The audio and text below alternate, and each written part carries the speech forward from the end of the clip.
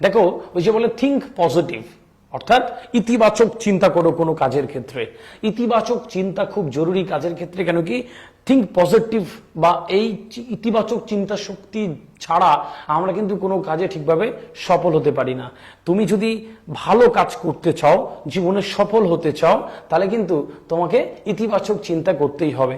কোনো কাজ করবার আগে যদি মরার আগে মরে যাও, তাহলে কিন্তু মরেই থাকবে, জীবিত হওয়ার চান্স কম।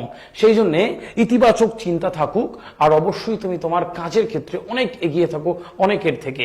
ওই যে দেয়ার আর 3 kind of personality in the world. তুমি জানো পৃথিবীতে 3 ধরনের মানুষ থাকে।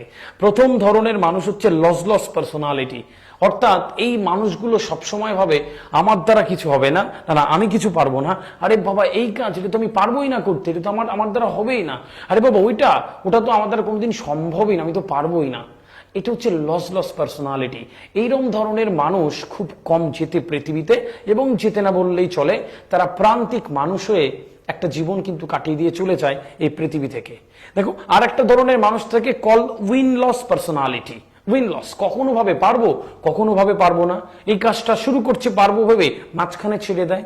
আবার কখনো ভাবে হ্যাঁ এটা আমার দ্বারা সম্ভব, আবার চেষ্টা করে, আবার কিছুদিন পরে ছেড়ে দেয়। এরকম মানুষ খুব কম যেতে পৃথিবীতে। বিশেষ মামা কাকা বা ওই লেভেলের একটা যোগাযোগ ছাড়া এসব মানুষ কিন্তু খুব একটা জিততে পারে না পৃথিবীতে। সুতরাং সাবধান।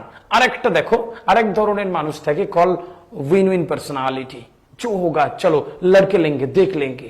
এই একটা কেয়ারিং পার্সোনালিটি, একটা অ্যাটিটিউড, এই যে একটা পজিটিভ চিন্তা মানুষকে কিন্তু অনেক কাজে এগিয়ে দেয়।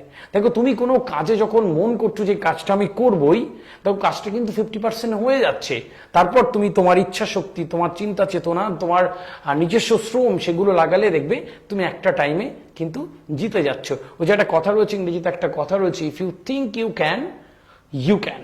যদি ভাবো তুমি পারবে, তুমি পারবে।